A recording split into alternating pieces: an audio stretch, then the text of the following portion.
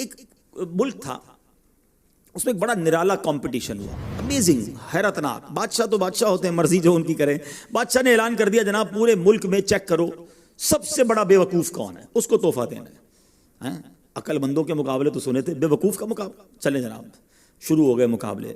عجیب عجیب بے وقوف آتے تھے، اپنے کرتب دکھاتے، اپنی باتیں دکھاتے. وزیر تھے جو ٹیسٹ کرتے کرتے کرتے آخر کار ایک بندہ ایسا تھا جس سے بڑا بے وقوف پورے ملک میں نہیں تھا. بادشاہ کے سامنے کھڑا کر دیا کہ بادشاہ سلامت، بڑے تجربے کیے، بڑے ٹیسٹ کیے، ہی از the biggest fool of our country, یہ ہمارے ملک کا سب سے بڑا جو ہے نا بے وقوف ہے. بادشاہ نے کہا چیک کر لیا، چیک کر لیا.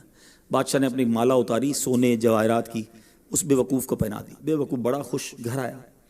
تھوڑے دن ہوئے تو بے وقوف کو پتہ چلا کہ بادشاہ سلامت بڑے بیمار ہیں. کہتا اچھا میں بھی جاؤں گا دیکھنے. تھا تو بے وقوف نا، سمجھ تو پڑتی نہیں تھی. چلا گیا بادشاہ کے پاس.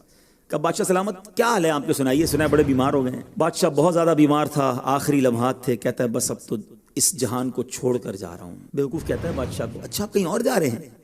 کہاں جا رہے ہیں؟ اس کو یہ بھی نہیں پتا تھا کہ مرنا بھی ہوتا ہے، بیوقوف جو تھا. تو بادشاہ کہتا ہے میں اس دنیا کو چھوڑ کے دوسری دنیا میں جا رہا ہوں. اچھا تو بادشاہ سلامت یہ بتائیے کہ ادھر میں دیکھتا ہوں آپ کا بہت بڑا محل ہے، بیوٹیفل بیڈ رومز ہیں، شاندار مکان ہے، جدھر جا رہے ہیں ادھر مکان بنا لیا آپ نے؟ تو بادشاہ کہتا نہیں ادھر تو میں نے جھوپڑی بھی نہیں بنائی ہے.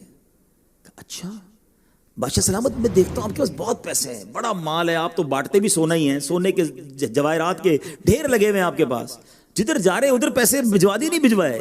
بادشاہ کہتا ہے میں نے تو وہاں پوٹی کوڑی بھی نہیں بھجوائی ہے.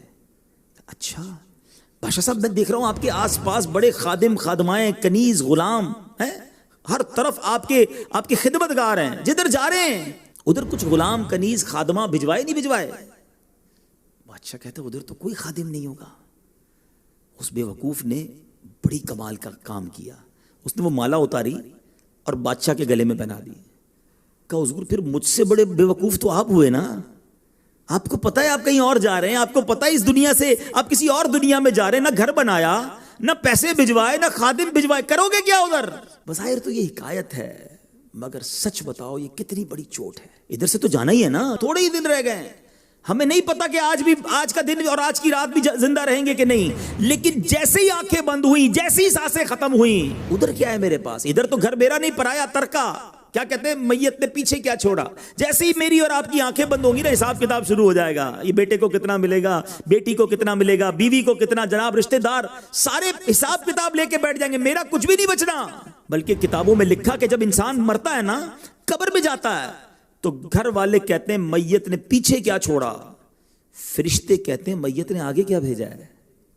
بتاؤ نا کیا بھیجا ہے ادھر گھر ریڈی ہے کہ نہیں؟ ادھر کچھ پیسے، ادھر کوئی ڈپازٹ، جو اللہ فرما رہا ہے اپنا خزانہ میرے پاس جمع کروا، میں تجھے لوٹاؤں گا، میں نے جمع کروایا کہ نہیں؟ یہ سوچنے والی بات ہے. یہ سب ادھر رہ جائے گا، کتنا کھا لوں گا میں، کتنا پہن لوں گا، جو بڑا ہوا وہ ادھر ہی رہ جانا ہے.